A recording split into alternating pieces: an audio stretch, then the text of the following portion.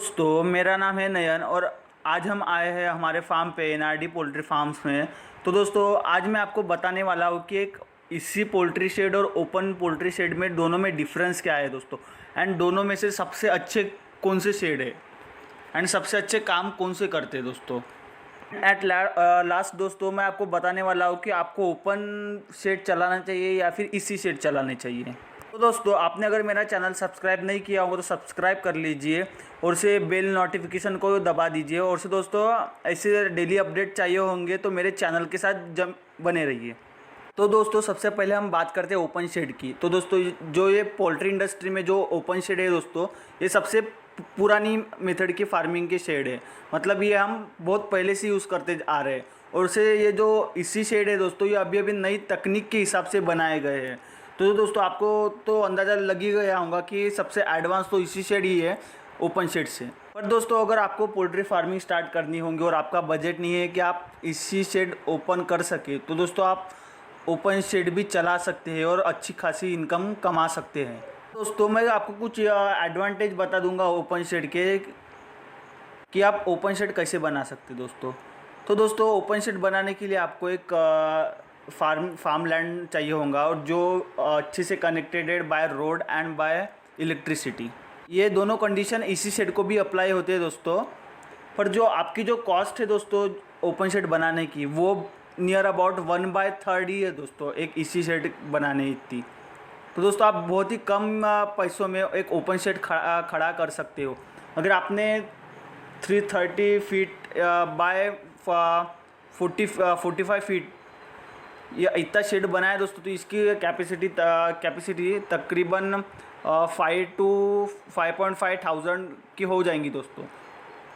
एक open shed में दोस्तों एक चूज़ा बड़ा होने के लिए, मतलब तकरीबन 2.2 kg होने के लिए दोस्तों उसको तकरीबन 40 to 45 डेज़ लगते हैं। एंड दोस्तों ओपन शेड में आपके वर्कर्स को ज़्यादा हार्ड वर्क करना पड़ेगा। जैसे कि यहाँ पर कोई फीडर लाइन वगैरह नहीं रहती, इसलिए आपको खुद होके हर एक यूटेंसिल्स में जाके आपको दाना डालना होगा, तभी जाके ये दाना आपके चिक्स तक पहुँच पाएगा। एंड दोस्तों ओपन शेड का जो इलेक्ट्रिसिटी बिल है वो भी बहुत कम आता है। आपको ज़्यादा उतनी पैसे खर्च करने की कोई आवश्यकता नहीं होती ओपन शेड के पीछे। दोस्तों मैं एक चीज़ आपको बताना चाहूँगा दोस्तों, अगर आपके पास अभी ज़्यादा पैसे नहीं होंगे तो आप एक पोल्ट्री का बिज़नेस में कदम रखना चाह रहे होंगे तो आप ओपन शेड से भी रख सकते हैं। सबसे पहले आप एक ओपन शेड बनाइए। ओपन शेड बनाने के बाद कुछ 2-3 साल उसका एक्सपीरियंस लीजिए और जब आपको अच्छा एक्सपीरियंस आ जाएगा दोस्तों, तो उसके बाद आप अपने जो ओपन शेड है उनको इसी शेड में कन्वर्ट भी कर सकते हैं।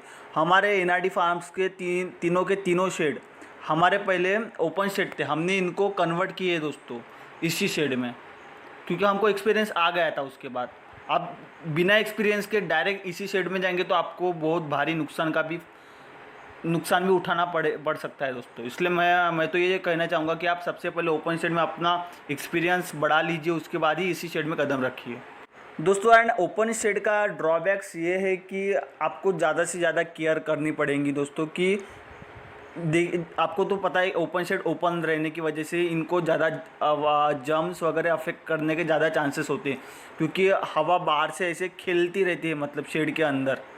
दोस्तों इधर उधर से कुछ ना कुछ जर्म्स आने की वजह से इनमें जल्दी से जल्दी बीमारियां भी फैल जाती है।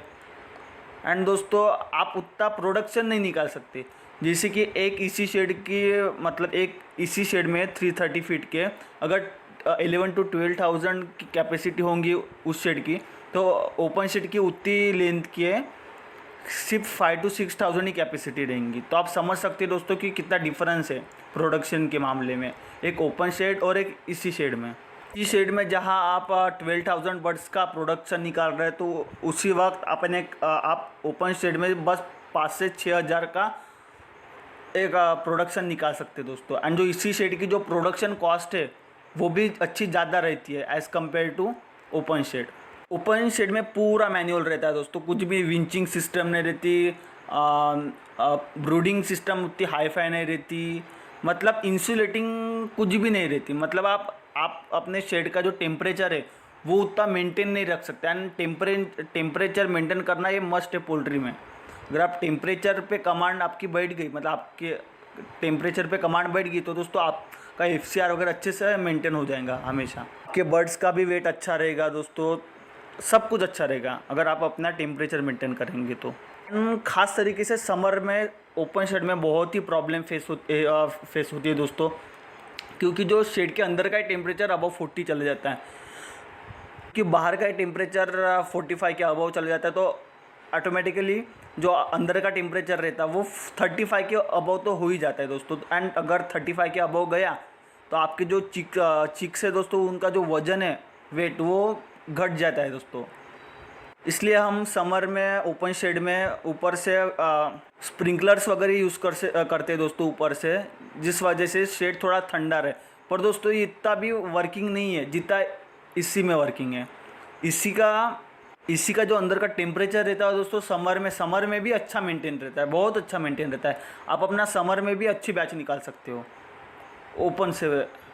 ओपन शेड में भी आप कूलिंग फैंस लगा सकते हो दोस्तों, पर वो उतने वर्किंग नहीं रहते। अगर आपको 2 से 3 हज़ार का चलाना होगा फार्म, तो आप ओपन शेड ही चलाओ दोस्तों। तो चलिए दोस्तों, अब हम बात करते हैं इसी शेड के बारे में।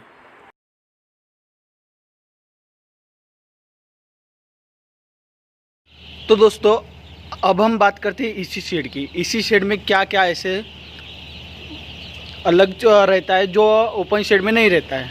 तो दोस्तों मैंने आपको स्लाइड शो में दिखाया था कि किस मतलब उनके जो फीडिंग सिस्टम और वाटर सिस्टम कैसी रहती है ओपन शेड की।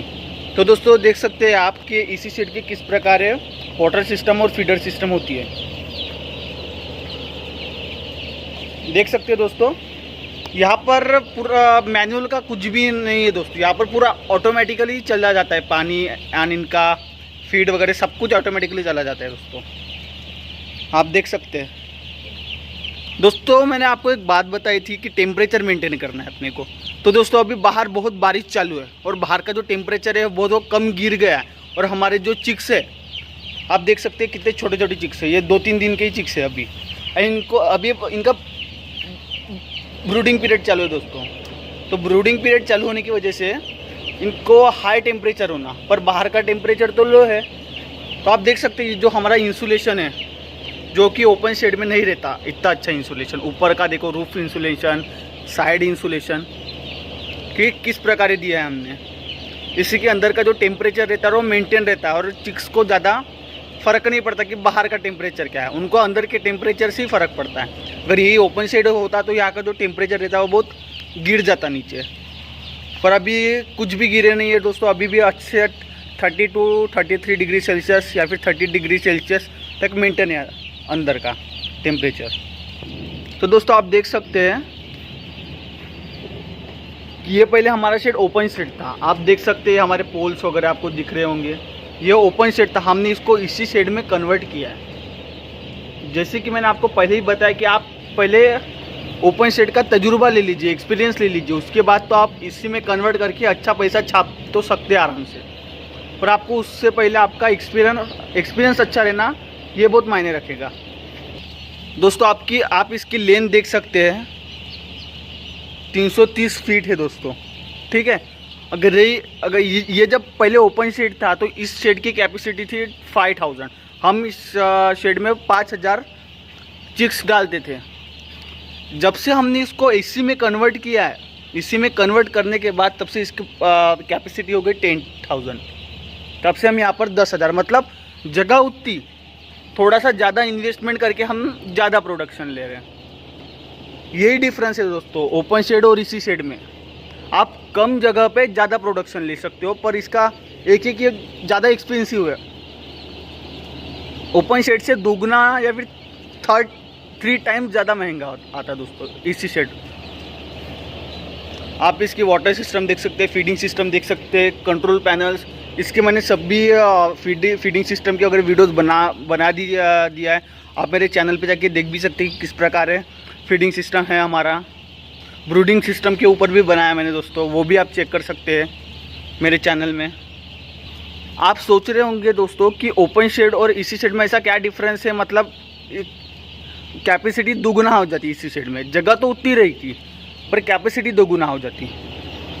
तो दोस्तों इसका भी एक ही रीज़न है, टेम्परेचर मेंटेनेंस। अगर आज चिक्स को आप जो टेम्परेचर चाहिए अगर वो टेम्परेचर दोगे तो वो अच्छा बड़ा होगा और अच्छा वेट गेन करेगा।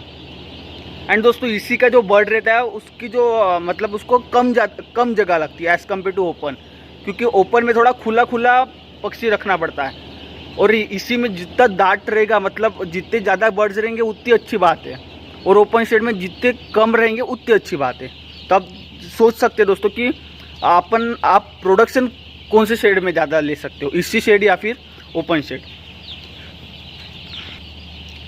ओपन शेड में दोस्तों चिक्स को खेलने के लिए थोड़ी ज़्यादा जगह मिलती है, पर इसी शेड में उतनी जगह नहीं मिलती। ये यहाँ के बर्ड्स मतलब ज़्यादा हिलते डुलते नहीं, इसलिए ज़्यादा इनका फैट बढ़ता है और इनके वेट गेन ज़्यादा करता है दोस्तों ये चिक्स। और वेट गेन होने की वजह से आपका एफसीआर अच्छा मेंटेन रहेगा। मॉर्टेलिटी बहुत कम रहती है, मॉर्टेलिटी इसलिए कम रहती है कि इसी का long form environment controller shed है दोस्तों, मतलब अंदर का टेम्परेचर मेंटेन करता है, इसलिए इसको इसी शेड बोलते हैं। बाहर का एनवायरनमेंट का टेम्परेचर कितना भी रहो अंदर का ये बराबर मेंटेन रखता है। तो चलिए दोस्तों, मैंने तो अभी आपको सिर्फ एडवांटेज बता दिए इसी शेड के, अब मैं डिसएडवांटेज भी बता दूंगा दोस्तों। आप देख सकते हैं कि इसी शेड में केयर बहुत ही ज़्यादा लगती है दोस्तों। इतनी केयर लगती है कि आप थोड़ा सा भी इधर उधर नहीं जा सकते। मतलब अगर ये फुल्ली इलेक्ट्रिसिटी पे चलता तो आपके पास जनरेटर होना मस्ट है, बिना जनरेटर के आप इसी शेड बिल्कुल नहीं चला सकते। अगर आपके पास बैच है और आपकी समझो किसी कारणवश इलेक्ट्रिसिटी चली गई तो चली जाने की वजह से दोस्तों आधे से 1 घंटे के अंदर आपके पूरे के पूरे बर्ड्स मर भी सकते हैं, क्योंकि दम घुटने की वजह से मर सकते हैं। ये जो आप कूलर देख रहे हैं दोस्तों, ये तो आप देख सकते हो दोस्तों कि अभी थोड़ी देर पहले लाइन चली गई थी यहाँ की और हमारे वर्कर्स ने जनरेटर ऑन कर लिया है उसी वक्त, आप देख सकते हैं दोस्तों। हाँ, तो मैं दोस्तों आपको यही बता रहा कि अगर यहाँ की लाइन अगर चली गई या फिर किसी कारणवश या फिर कौन से कूलिंग पैड्स में प्रॉब्लम आ गया, कुछ भी हो गया, तो दोस्तों ये बर्ड्स नहीं जिंदा रह सकते, क्योंकि इनको आदत गिर जाती है एक पर्टिकुलर टेम्परेचर में रहने की। अगर वो टेम्परेचर फ्लक्चुएट हो गया या एक तो बहुत ज़्यादा हो गया या फिर बहुत कम हो गया तो ये ज़िंदा ही नहीं रह सकते। आपके ओपन के जो चिक्स है दोस्तों वो अच्छी खासे रह जाएंगे। अगर इलेक्ट्रिसिटी 3-4 घंटे के लिए भी नहीं रहे तो भी उनको कुछ फ़र्क नहीं पड़ेगा, क्योंकि उनको आदत हो गई है बाहर के टेम्परेचर में रहने की। ये बर्ड जिंदा ही नहीं रह सकता, मैं आपको क्लियरली बता रहा। ये सबसे बड़ा ड्रॉबैक है इसी शेड का। तो आपको केयर ज़्यादा करनी पड़ेगी, रात को कभी भी उठना पड़ सकता है, जैसे जैसे लाइन जाएंगी वैसे वैसे उठना पड़ेगा, आपको केयर ज़्यादा लेना पड़ेगा दोस्तों। अगर आप अच्छे से केयर लोगे तो कुछ भी प्रॉब्लम नहीं आता इसी शेड में। हम चला रहे, हमको नुकसान भी हुआ है अभी तक बहुत, और फ़ायदा भी अच्छा खासा हुआ है। और नुकसान जब होता है दोस्तों पूरी की पूरी बैच ही मर जाती, इतना बड़ा नुकसान होता। तो दोस्तों आप सोचे होंगे कि अगर जनरेटर भी मतलब ख़राब हो गया तो हम क्या करेंगे, और इलेक्ट्रिसिटी भी नहीं रही। तो ये जो कर्टन्स है ना बाजू के जो इंसुलेशन सिस्टम है बाजू का, अपन इसको ऊपर नीचे कर सकते हैं। अगर आपके पास कुछ भी साधन नहीं रहा इन मोमेंट पर और आपको चिक्स को बचाना रहा तो आप एक ही चीज़ कर सकते हैं, पूरा का पूरा नीचे कर सकते हैं अपन। ठीक है दोस्तों, इससे वजह से मतलब डेथ तो होगी उसके बाद के, पर जो डेथ का जो रेट रहेगा वो बहुत कम रहेगा। हमारे साथ बहुत बार हो चुका है दोस्तों कि इलेक्ट्रिसिटी जाने की वजह से थोड़ा प्रॉब्लम्स की वजह से हमारे चिक्स भी बहुत मरे अभी आज तक। और जब ये मरने का स्टार्ट होता है दोस्तों इस शेड में तो बहुत ज़्यादा मरते हैं।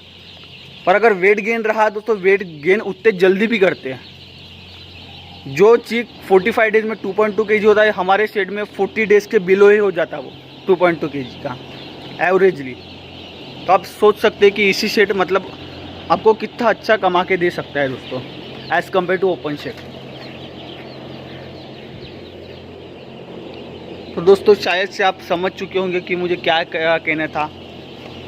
तो दोस्तों एट लास्ट में ये बताने वाला था कि ओपन शेड बेस्ट है इसी शेड। तो नो डाउट दोस्तों कि इसी शेड बहुत ही ज़्यादा बेस्ट है as compare to open shed. अगर आपके पास पैसा है तो आप लगा सकते हैं इसी शेड में। अगर आपको कम बजट में अगर पोल्ट्री के बिज़नेस में कदम रखना होगा तो आप ओपन शेड से रखिए, उससे आपको इनकम भी होती रहेगी और से आपको एक्सपीरियंस भी आ जाएगा। उसके बाद आप इसी शेड के लिए ट्राई कर सकते हैं। तो दोस्तों यही कहना चाहूँगा कि इसी शेड अच्छा है एज़ कम्पेयर टू ओपन, बस केयर ज़्यादा लगती है। तो ठीक है दोस्तों, आज का वीडियो यहाँ ही ख़त्म करते हैं। अगर आपको कुछ प्रॉब्लम्स होंगी तो मुझे कमेंट सेक्शन में पूछ सकते हैं, मैं ट्राई करूँगा कि सबके कमेंट्स का आंसर दे सकूँ। तो धन्यवाद दोस्तों। अगर आपको मेरी वीडियो अच्छी लगी होगी तो लाइक भी कर लीजिए और सिर्फ मेरा चैनल को सब्सक्राइब कर लीजिए।